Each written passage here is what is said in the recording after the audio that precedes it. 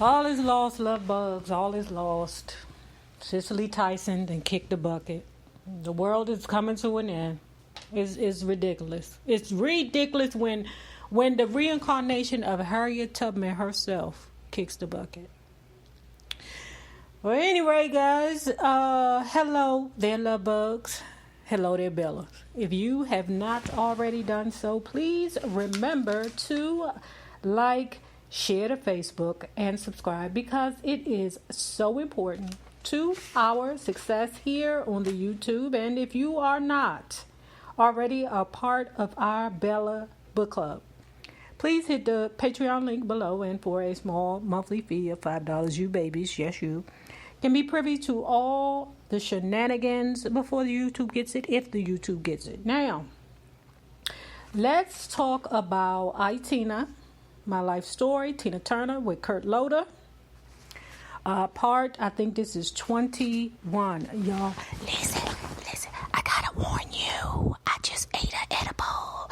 So, the way it begins may not be the same way that it ends. So, where we left off, Tina Turner was trying to make herself a household name. Just her. Just Tina the Turner. Not the Ike and Tina Turner review. Not Ike and Tina. Just Tina the Turner. And she is in a shit load of debt. You hear me? She paying back all those promoters that she and Ike... Actually, you know what? It wasn't Ike that walked off the tour. So the reason why Tina is responsible is because Tina was the one who walked off the tour. She said, I'm done. You know, when she did that, great feat in that, YSL white suit, that outfit, that after that pretty much was done. The Ike and Tina Turner was over, right? And now where she is now is Ickety Ikety is being resentful, okay? He knows that woman is trying to make it on her own. So what to do with a woman who is trying to make it? Give her kids. Even the ones that ain't hers. Okay? So she has all 4 kids now. Ike has decided to give her enough money per month, okay, for her to just take care of the place that she rents to take care of the kids. Now, this is the problem. Them goddamn kids is out of control. Okay? Partly because Ike and Tina wasn't there to raise them. And when Ike was there, he was pistol whipping them. Okay? And Tina, she can't do nothing to help protect her children. But anyway, let's go. N. Kane says that she placed a call to her to help her to rear her or to continue raising her children and to help with the house upkeep, because them kids think that her house is the party house, and said that Tina said that she needed me, that I was the only person she knew who could handle her boys. They were turning her home into a nightclub. Whenever she was working out of town, she said, I won't throw my kids out, but they need some discipline over that house. She said, these are my kids, and I've got a place. They've got a place. But I've got to have this worry about what's going on at the house. Damn right. You know how you mothers be when y'all be, at work and you got some teenagers at home. You be like, is them nasty mother hunchies got kids in my house? I hope they ain't got none of them heathen ass children from the neighborhood in my house. You know what's up. I mean, I'm sure that rich people go through the same thing, or not so rich. Well, famous people. She told Anne, I cannot afford to pay you, but I will set you up with room and board. You don't have to, you can live in my house for free. We will figure it out. As soon as I get the money to be able to pay you, I will indeed pay you. But right now, baby, I ain't got nothing but bubblegum. So where Tina is getting her strength from is them, them Numyo Reikio people. And the readers, that would be the tarot card readers, the palm readers, astrological readers, people like that who are giving her the verbal encouragement that she needs, So she's there with them. And she said one day, a few years before I finally left Ike, this girl that he was producing a record for, Judy Cheeks, came to see me and said, Tina, there's this woman you should meet. She's fantastic. Her name is Carol Dreyer. She's a soul reader. Well, I had to wait 3 years until 1977 before I finally got to see Carol. But when I did, she changed my life. Now, you know Tina Turner already thinks she Blackfoot Indian. I mean, she may be Blackfoot Indian. I don't know. I don't know the lady. Okay, I don't know her past, and I don't know her grandmother and her great-grandmother or her great-great-great-great-grandmother, okay? But she says that the woman Carol Dreyer told her about her Egyptian lifeline. So one thing I will say is when you realize how powerful your ancestry is, I think that it encourages you also to, feel secure within yourself. Shit, like, goddamn, I'm a queen somewhere. I don't know where, but goddamn it, I'm a queen. The woman, Carol Dreyer, told Tina that she was a warrior woman. Yeah, I knew that. That's why he named her Tina Turner. He named her after old crazy Amazonian jungle woman. Miss Dreyer, she don't need you to tell her that. She knew that. Ike knew that, okay? But anyway, Dreyer saw Tina as the warrior woman Hatshepsut, succeeding her brother husband to power and ultimately outshining him, then dominating her stepson's reign. Oh, shit.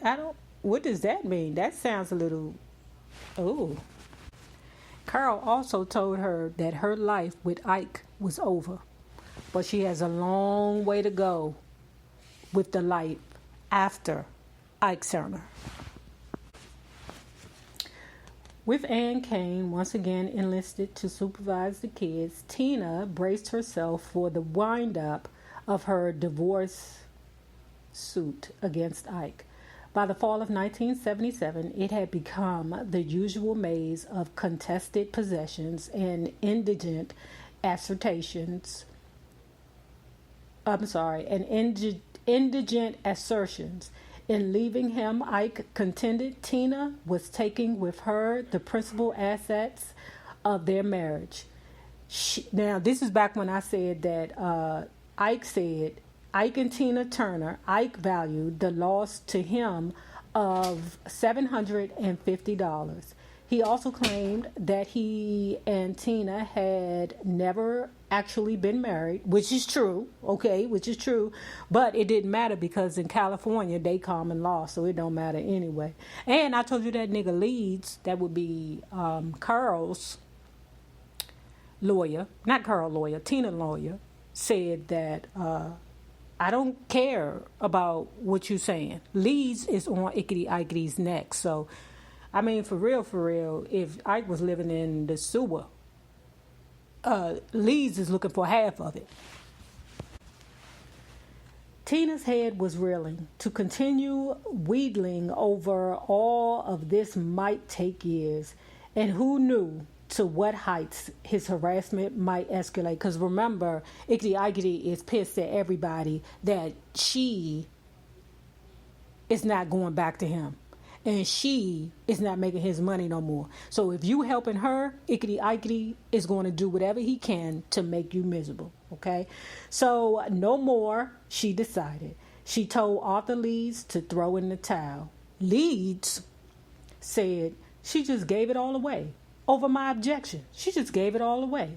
She retained her writer's royalties from songs she had written, but Ike got the publishing royalties for both his composition and hers.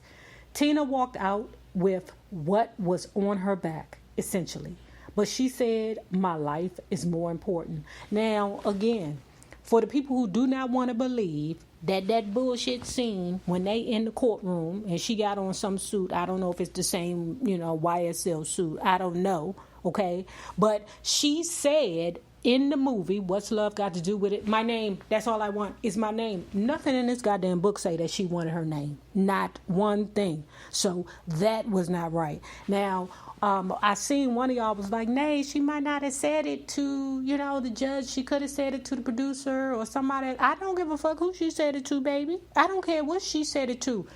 The movie is based off of this book. Okay, that's not what I said. This is what it says. It says now a major motion picture on the front of this book. The movie is based on this book. I don't see how. I really and truly just don't see how, because a lot of this shit is never happened, or it happened to somebody else, or it didn't happen. There's nothing in this book to say leave me my name. Nothing. And Tina just wanted to be left the F alone. Tina's divorce from Ike was effectively sealed by November 1977, but not decreed final until March 29th, 1978. Okay? Now back to the kids. Okay? Craig and Ike Jr. would soon be 20. Okay? Craig is her son, and Ike Jr. is his son with that other lady. Okay? Michael would be 19 and little Ronnie would turn 18. The time had come. Tina concluded for each of them to decide what he wanted to do in life. Ronnie was musical. He played bass in junior high school band called Manufactured Funk.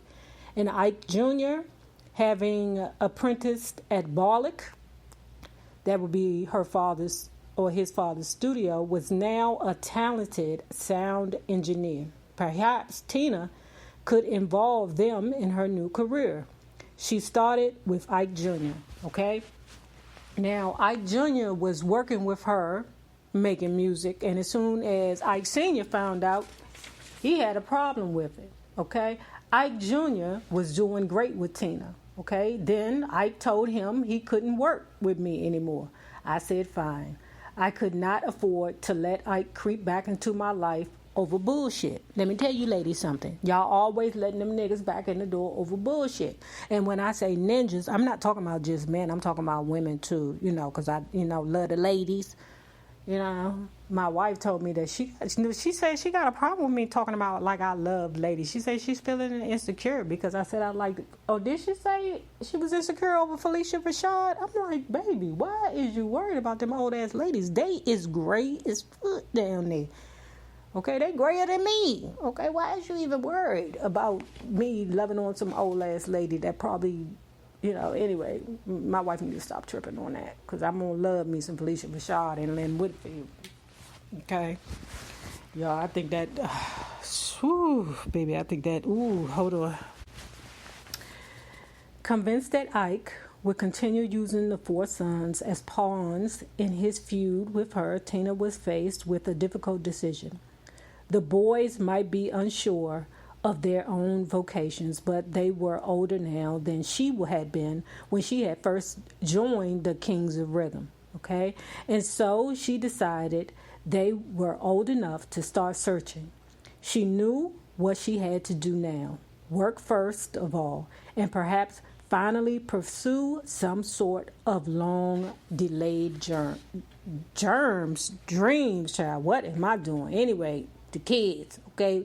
Ike Jr. went back to live with his father for a while, and Mike, they say that he had emotional problems, right?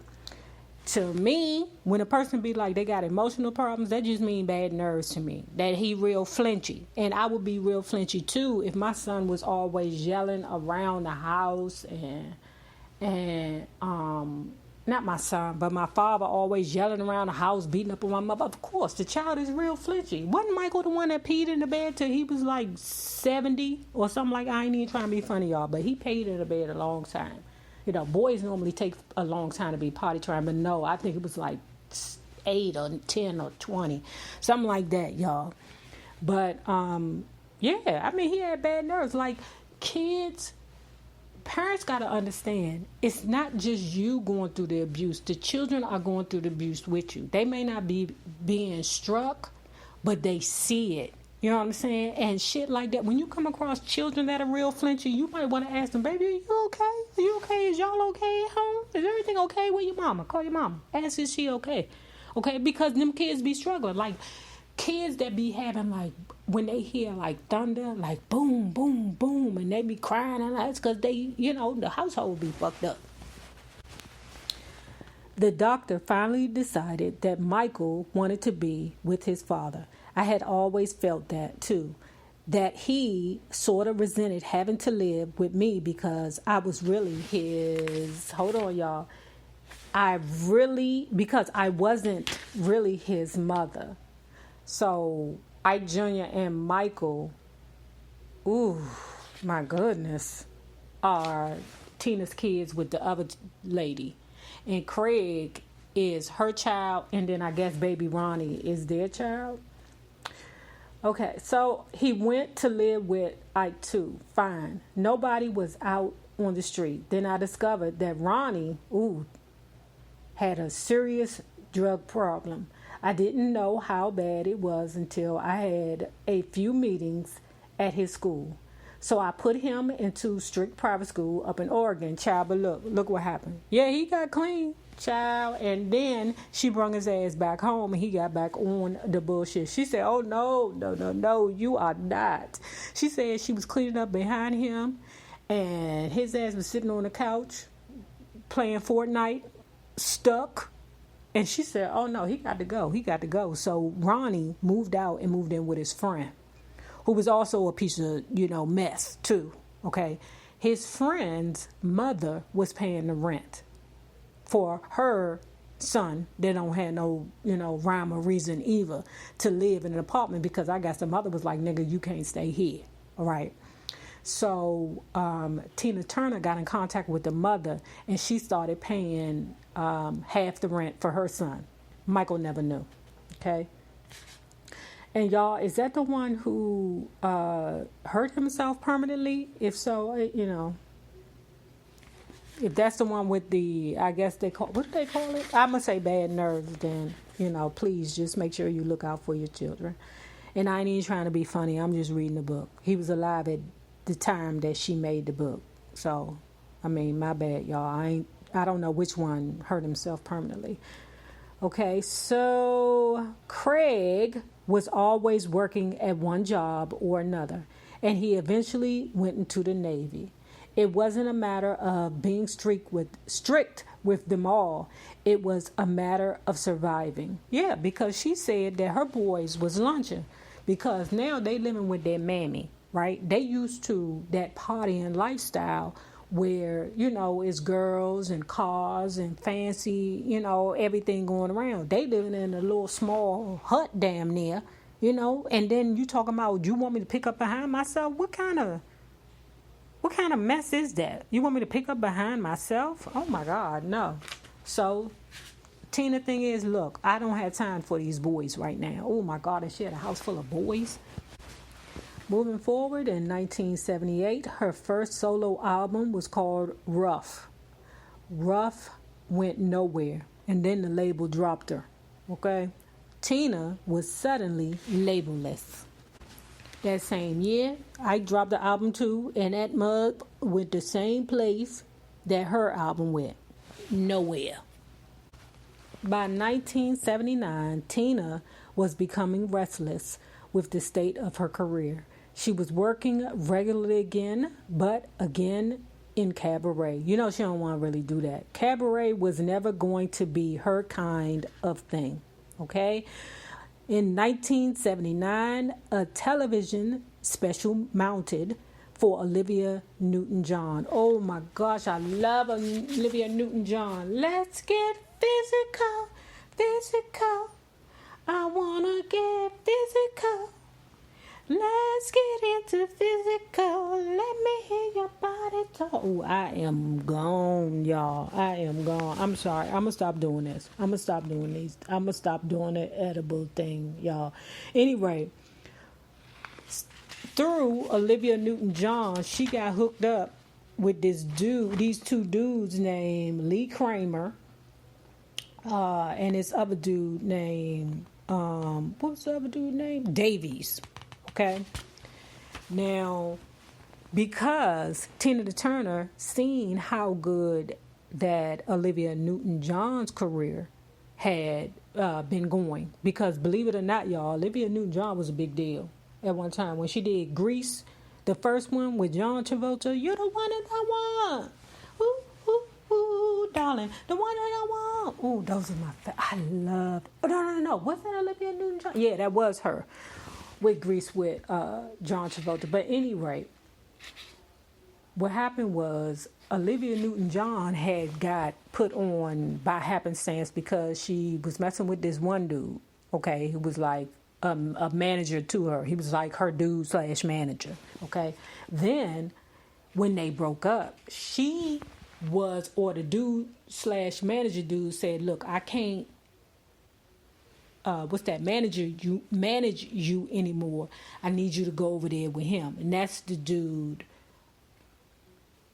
what's his name? Davies. So either one would be cool.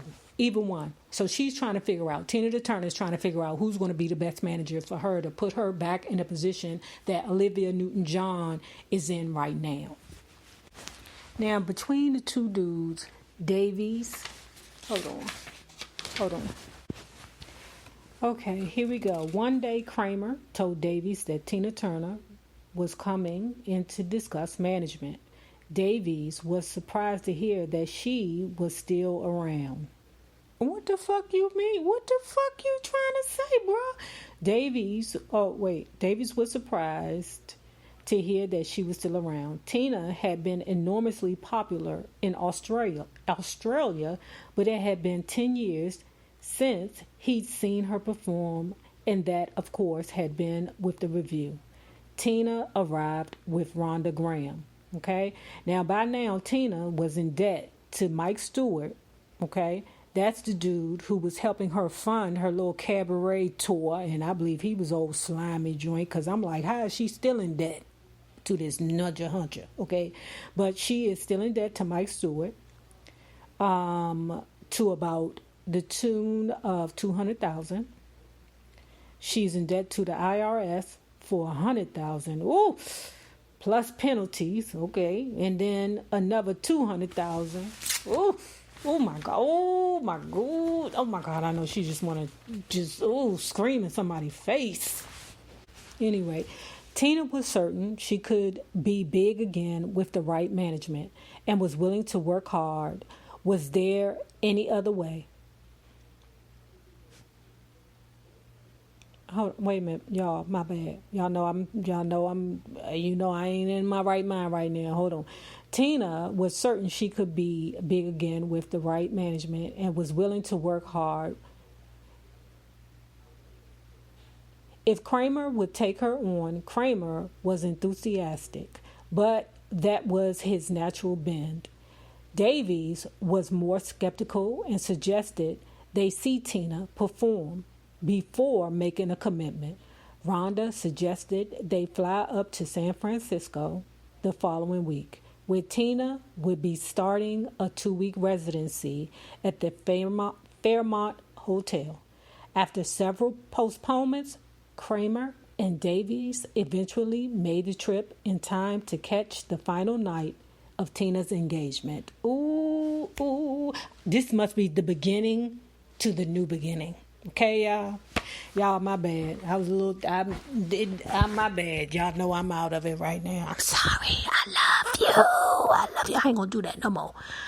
See, the problem was that I didn't think I was gonna make this movie. I was gonna do it, or the video. I was gonna do it next week, and y'all know I am house hunting, y'all. I am so stressed. House hunting with 2 people is stressful. You know, we kind of want the same thing, but then my wife is a little nitpicky. I'm losing my mind, y'all. House hunting makes you lose your freaking mind. My God.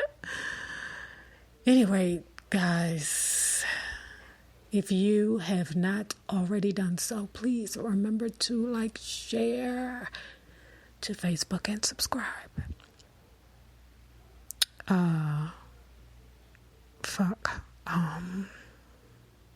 Shit. And remember this, the same people you meet on the way up will always be the same people that you meet on the way down. My naysayers. Fuck it then. Y'all, have a good one. Bye.